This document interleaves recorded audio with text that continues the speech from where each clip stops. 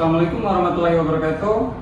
Perkenalkan, nama saya Mari Makmur, saya perwakilan dari nomor 2. Video ini kami buat untuk memenuhi tugas mata kuliah Bisnis Internasional yang telah ditugaskan oleh Ibu Nikita Astria, SAK MN. Jadi materi yang kami bahas itu terkait pengelolaan bisnis internasional. Untuk itu langsung saja ke materi pertama. Dipersilakan. Baik, terima kasih kepada moderator yang telah menjelaskan kesempatan kepada saya. Saya perkenalkan, nama saya Ramadini Anissa Fitri. Saya di sini akan membawa materi pengertian bisnis internasional. Dari mana kita ketahui bahwa bisnis internasional adalah seluruh aktivitas atau ekonomi yang melibatkan pertukaran barang, jasa, modal, teknologi, dan sumber daya lainnya.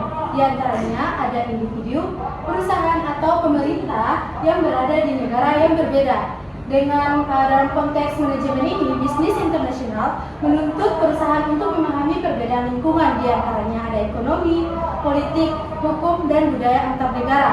Dengan artinya, perusahaan tidak hanya menjual produk ke luar negeri, tetapi juga harus mampu mengelola operasional secara global.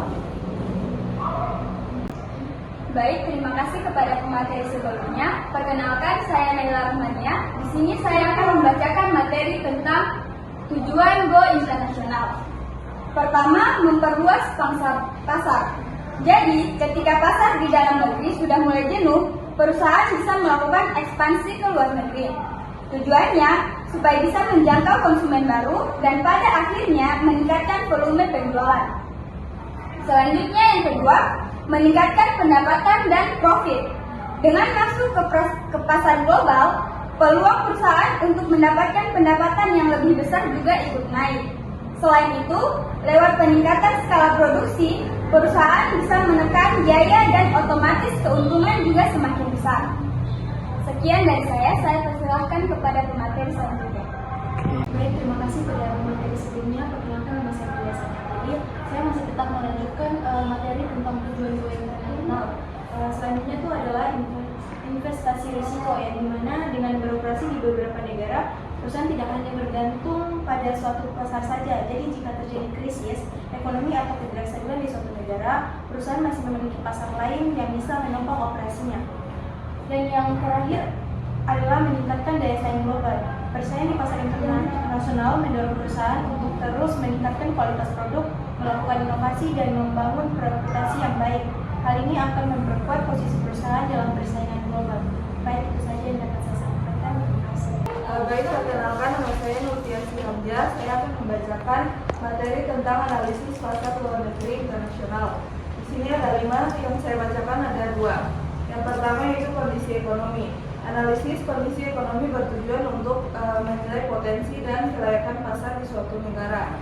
Negara dengan pertumbuhan ekonomi yang stabil dan daya beli masyarakat yang tinggi cenderung memberikan peluang pasar yang lebih besar. Selain itu, stabilitas nilai tukar juga penting karena mempengaruhi harga pokok dan keuntungan perusahaan. Yang kedua ada kondisi politik dan hukum.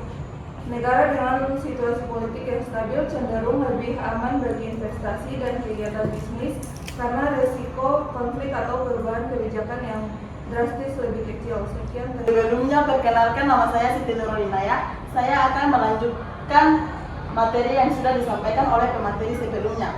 Yang ketiga ada regulasi pemerintah, yang dimana regulasi mencakup kebijakan pajak, bea masuk, aturan investasi asing, perizinan usaha, serta perlindungan hukum bagi investor.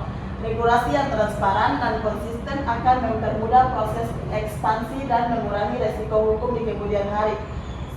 Selanjutnya ada budaya dan perilaku konsumen. Setiap negara memiliki nilai, norma, kebiasaan, bahasa, dan gaya hidup yang berbeda. Perbedaan ini mempengaruhi cara konsumen mengambil keputusan pembelian.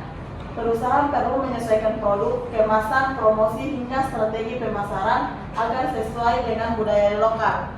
Dan yang terakhir ada tingkat persaingan industri, yaitu menilai jumlah dan kekuatan pesaing di pasar tujuan. Persaingan yang tinggi menuntut perusahaan memiliki strategi yang lebih inovatif dan kompetitif.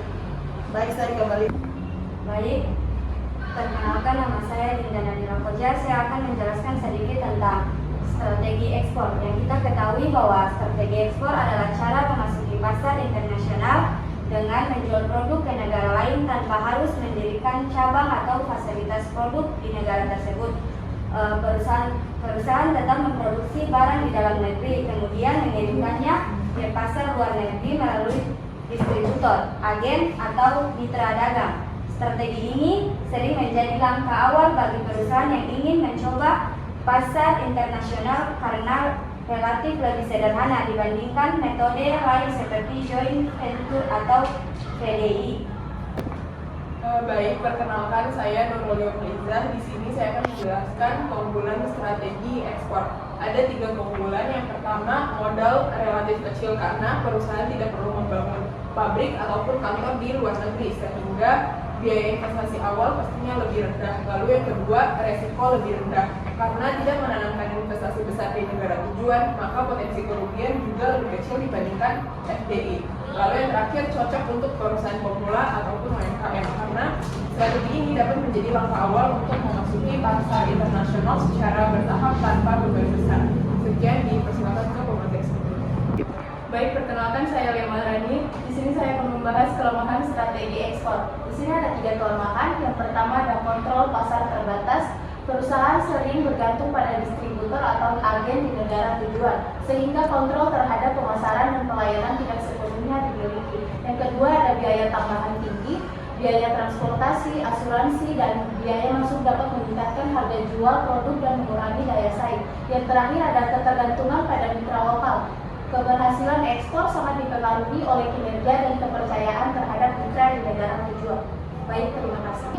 Baik, perkenalkan saya Afrika Putri akan menjelaskan materi pengertian joint venture, di mana joint venture adalah strategi memasuki pasar internasional melalui kerjasama antara perusahaan asing dan perusahaan lokal dengan membentuk perusahaan baru yang dimiliki bersama. Dalam kerjasama ini, kedua pihak sepakat untuk menggabungkan sumber daya seperti modal, teknologi, tenaga kerja, jaringan distribusi, serta keahlian manajerial. Kepemilikan saham, pembagian keuntungan, tanggung jawab operasional, dan pengambilan keputusan diatur berdasarkan perjanjian yang telah disepakati sebelumnya. Baik, perkenalkan nama saya Aulia Ermayan. Selanjutnya di sini saya akan membacakan materi tentang keunggulan joint venture. Di sini dibagi menjadi 4 bagian. Yang pertama yaitu berbagi risiko dan modal. Dalam joint venture, risiko bisnis tidak ditanggung sendiri, melainkan dibagi dengan mitra. Hal ini mengurangi beban finansial dan memperkecil potensi kerugian, terutama pada pasar yang belum sepenuhnya dipahami. Yang kedua, ada akses pengetahuan dan jaringan lokal. Mitra lokal biasanya memiliki pemahaman yang lebih baik tentang budaya, perilaku konsumen, sistem distribusi, serta regulasi pemerintah. Hal ini membantu perusahaan asing beradaptasi lebih cepat di pasar baru. Baik, perkenalkan nama saya Didi Renaldi. Saya akan melanjutkan. Di sini yang ketiga ada mempermudah regulasi dan perizinan. Kerja sama dengan perusahaan lokal seringkali mempermudah proses perizinan, mempercepat masuk pasar serta meningkatkan kepercayaan diri pemerintah dan masyarakat setempat. Dan yang keempat ada sinergi sumber daya. Di sini kombinasi teknologi dan manajemen dari perusahaan saling asing dengan pengalaman pasar dari perusahaan lokal dapat menciptakan keunggulan kompetitif. Baik, sebelumnya perkenalkan nama saya Nurul Kapora. Saya akan membacakan kelemahan joint venture. Yang pertama ada potensi konflik manajemen. Perbedaan visi, strategis bisnis, dan gaya kepemimpinan dapat menimbulkan konflik dalam pengambilan keputusan. Yang kedua ada perbedaan budaya organisasi, di mana perusahaan dari negara yang berbeda sering memiliki budaya kerja dan sistem manajemen yang berbeda, sehingga dapat menghambat koordinasi. Sebelumnya, perkenalkan nama saya Jifari Jepoliti. Saya di sini akan melanjutkan dari poin 3 dan 4 dari kelemahan joint venture. Yang ketiga ada pembagian keuntungan dan kontrol. Keuntungan harus dibagi sesuai porsi kepemilikan sehingga perusahaan tidak memiliki kontrol penuh terhadap operasional dan strategi. Dan yang keempat, risiko ketergantungan pada mitra. Jika mitra lokal tidak kompeten atau terjadi perselisihan, maka kelangsungan usaha dapat terganggu. Perkenalkan, nama saya Iskastari. Sini saya akan membacakan tentang pengertian lisensi internasional. Lisensi internasional adalah strategi memasuki pasar luar negeri dengan memberikan hak kepada perusahaan lain. Lisens untuk menggunakan merek, paten, teknologi, atau sistem produksi milik perusahaan lisensor dalam jangka waktu tertentu. Sebagai imbalannya, memberi lisensi akan menerima royalti atau pembayaran sesuai kesepakatan. Dalam strategi ini, perusahaan tidak perlu membuka cabang atau melakukan investasi langsung di negara tujuan. Perkenalkan, nama saya Nazmi Al-Jauja. Di sini saya ingin membacakan keunggulan lisensi internasional. Yaitu yang pertama, risiko dan biaya relatif rendah. Perusahaan tidak perlu mengeluarkan investasi besar untuk membangun pabrik atau kantor di luar negeri. Risiko kerugian juga lebih kecil karena operasional dijalankan oleh pihak lokal. Yang kedua, tidak perlu mengelola operasional secara langsung. Seluruh kegiatan produksi dan distribusi dilakukan oleh penerima lisensi, sehingga perusahaan dapat fokus pada pengembangan merek dan teknologi. Dan yang terakhir, ekspansi pasar lebih cepat. Dengan memberikan lisensi kepada mitra lokal, perusahaan dapat memasuki pasar baru tanpa proses operasional yang kompleks. Perkenalkan, nama saya Riki Raditya. Saya akan membahas kelemahan lisensi internasional. Yang pertama, kontrol kualitas terbatas. Karena operasional dilakukan oleh pihak lain, perusahaan memiliki keterbatasan dalam mengawasi standar kualitas produk atau layanan. Yang kedua, potensi penyalahgunaan merek atau teknologi. Ada risiko bahwa mitra lokal menyalahgunakan hak lisensi, meniru teknologi atau bahkan menjadi pesaing di masa depan. Yang ketiga, pendapatan terbatas pada royalti. Keuntungan yang diperoleh biasanya hanya berupa royalti, sehingga potensi profit lebih kecil dibandingkan investasi langsung. Perkenalkan, nama saya Siti Najar Rahmatullah Masyarakat. Sini saya akan membacakan pengertian waralaba internasional.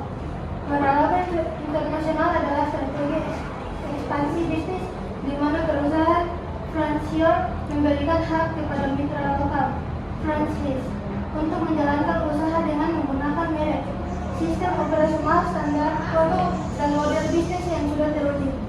Dalam sistem ini, franchise membayar biaya awal, franchise fee, dan royalti kepada franchisor, sementara operasional sehari-hari dijalankan oleh mitra lokal sesuai standar yang telah ditetapkan. Perkenalkan, nama saya Nadine Muhammad Segaf. Kali ini saya akan membahas keunggulan waralaba internasional. Artinya ada 3 poin. Pertama, ekspansi lebih cepat. Karena menggunakan modal dari mitra lokal, perusahaan dapat membuka banyak cabang di berbagai negara dalam waktu relatif singkat tanpa harus mengeluarkan investasi besar sendiri. Yang kedua, ada brand sudah dikenal. Waralaba biasanya menggunakan merek yang telah memiliki reputasi kuat secara global, sehingga lebih mudah menarik konsumen di pasar baru.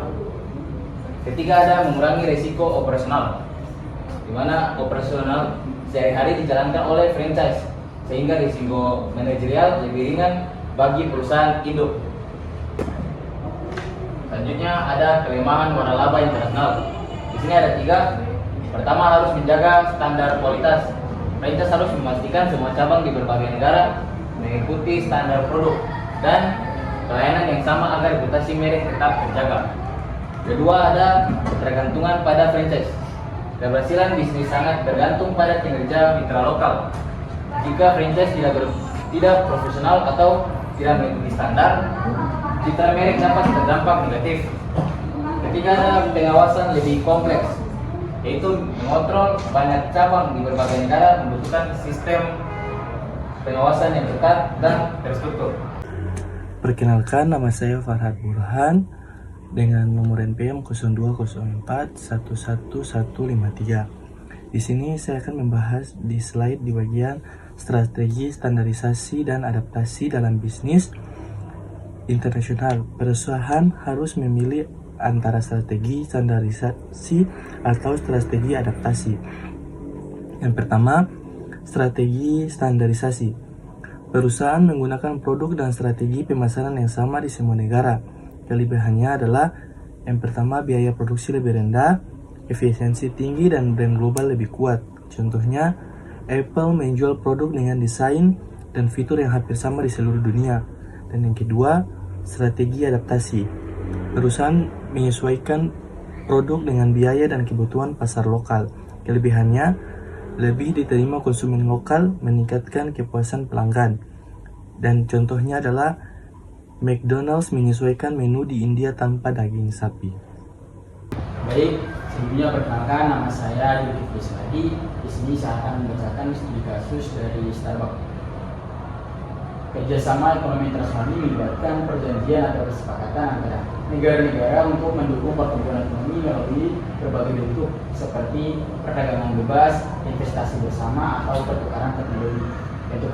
Bentuk kerjasama ini juga dapat berupa bantuan ekonomi dari negara maju ke negara berkembang untuk mendorong pembangunan ekonomi.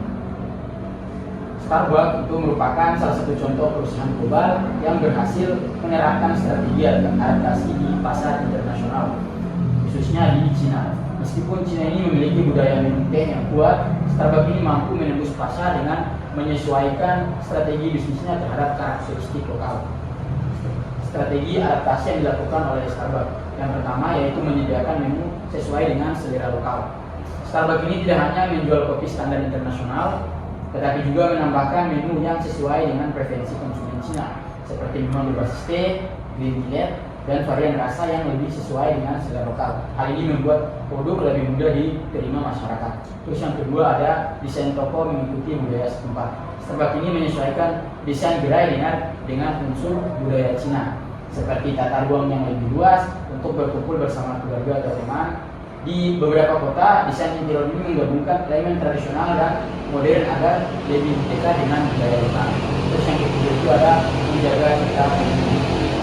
Starbucks itu memposisikan dirinya sebagai merek premium dan simbol gaya hidup modern. Harga yang relatif lebih tinggi justru memperkuat kesan eksklusif dan meningkatkan nilai prestis bagi konsumen. Baik, selanjutnya pada bentuk kerjasama ekonomi internasional. Bentuk kerjasama ekonomi internasional ini ada tiga. Yang pertama adalah bilateral. Bilateral ini adalah kerjasama antara dua negara. Contohnya perjanjian perdagangan antara satu negara dengan negara lain. Terus yang kedua ada regional. Regional ini adalah kerjasama antara beberapa negara dalam satu kawasan. Contohnya kawasan Asia Tenggara dan kawasan Eropa. Terus yang ketiga ada multilateral. Multilateral ini adalah kerjasama yang melibatkan banyak negara di dunia yang biasanya diinisiasi oleh organisasi internasional. Selanjutnya saya akan membacakan kesimpulan dari materi kami. Keberhasilan bisnis internasional ini tidak terjadi secara instan, melainkan melalui perencanaan dan strategi yang matang. Perusahaan harus melakukan analisis pasar secara menyeluruh untuk memahami kondisi ekonomi, politik, regulasi, budaya, serta tingkat persaingan di negara tujuan. Analisis yang tepat membantu perusahaan meminimalkan risiko, waralaba, atau investasi. Langsung harus disesuaikan dengan tujuan perusahaan, kemampuan modal, serta tingkat risiko yang siap ditanggung. Setiap strategi memiliki kelebihan dan kelemahan, sehingga keputusan harus dibuat secara strategis. Pengolahan risiko juga menjadi faktor penting dalam bisnis internasional, terutama terkait fluktuasi nilai tukar, perubahan kebijakan pemerintah, serta perbedaan budaya. Perusahaan perlu memiliki sistem manajemen terhadap lingkungan global menjadi kunci utama. Perusahaan yang mampu menyesuaikan produk, strategi pemasaran, dan manajemen dengan karakteristik pasar lokal akan memiliki peluang lebih besar untuk bertahan dan berkembang di pasar internasional. Mungkin itu saja dari kesimpulan materi kami. Saya kembalikan ke moderator.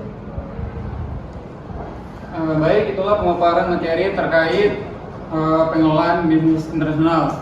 Untuk itu, saya mewakili teman-teman kelompok 2. Apabila ada kesalahan kata atau penyampaian, kami mohon maaf sebesar-besarnya. Akhir kata, wabillahi taufiq wal hidayah. Wassalamualaikum warahmatullahi wabarakatuh.